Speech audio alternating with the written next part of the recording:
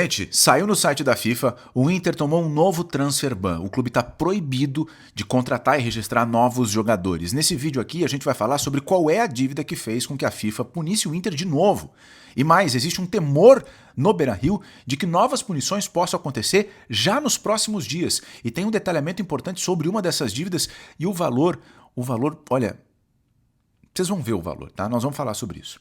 Tem ainda o histórico recente. Vocês lembram quantos transfer ban o Inter recebeu nos últimos meses? Eu vou listar todos eles aqui. E qual é a diferença dessa punição que o Inter está recebendo para que o Grêmio também recebeu horas antes? Isso mesmo, no mesmo dia, Grêmio e Inter receberam bloqueio de contratações.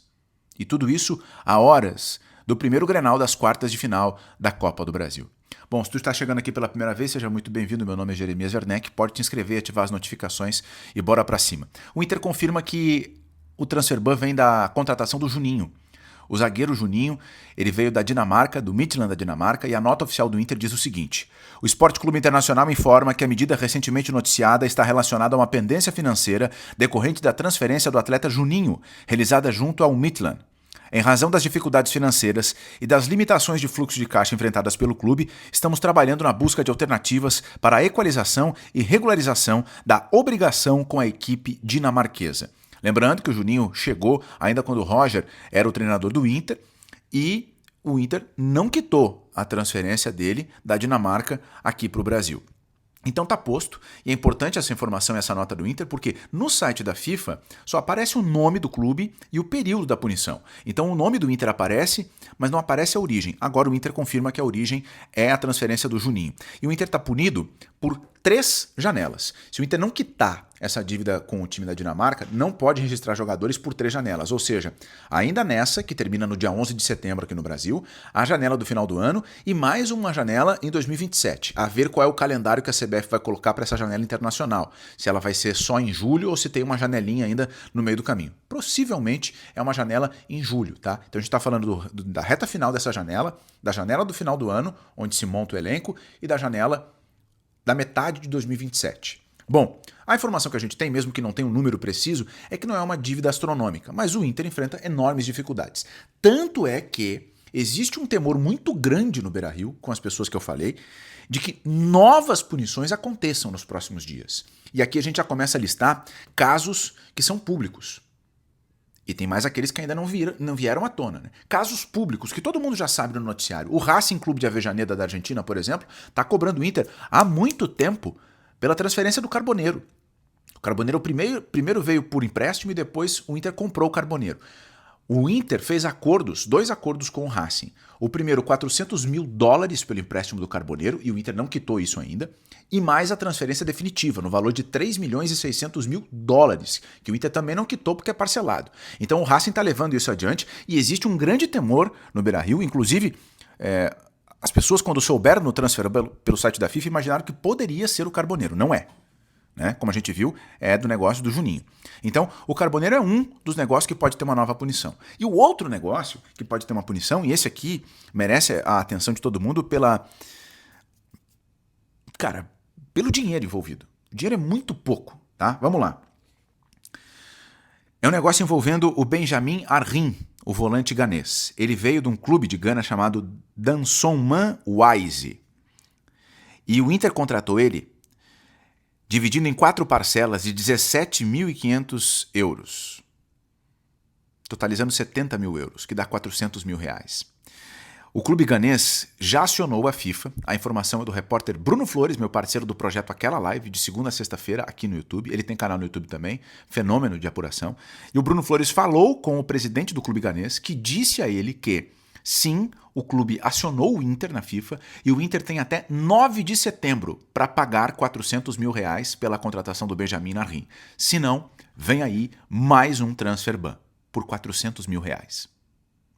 Bom, qual é a diferença do transfer ban que o Inter recebeu em relação à punição que o Grêmio recebeu horas antes? A diferença ela é simples. A punição que o Inter está recebendo é da FIFA. Por quê? Porque é um negócio internacional, com clubes de diferentes países. Essa punição é na esfera máxima. Tá?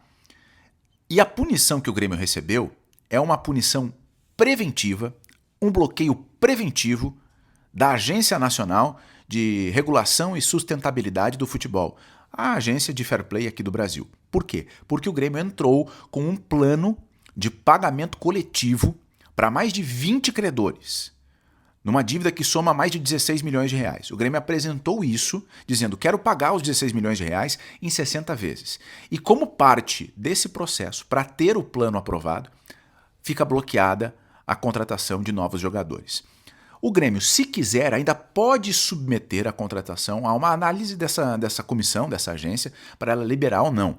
Mas, em princípio, é uma punição preventiva, a primeira da história no futebol brasileiro. Então a diferença é que o Grêmio está impedido de contratar porque ele sugeriu um plano para quitar, e o Inter é por inadimplência, e o próprio Inter reconhece. Então a diferença, além dos órgãos, um é nacional, CBF, o outro é a FIFA, é em decorrência desse processo. O Grêmio está tentando parcelar em 60 vezes, e o Inter tentou parcelar, tentou fazer um acordo, não conseguiu, os clubes executaram, e agora ele está com esse transfer ban. Tá?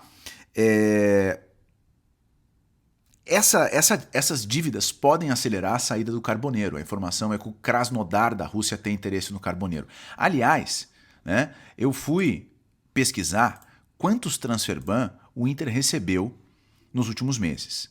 E a cronologia das punições, ela reúne o seguinte: 3 punições. Em dezembro de 2025, o Inter sofreu um bloqueio por conta de um atraso de pagamento de um atleta que não foi revelado. Tá? Essa punição foi retirada logo depois, porque o Inter disse que conseguiu a quitação e a informação no sistema da FIFA. Então a primeira punição aí que o Inter foi bloqueado foi em dezembro de 25.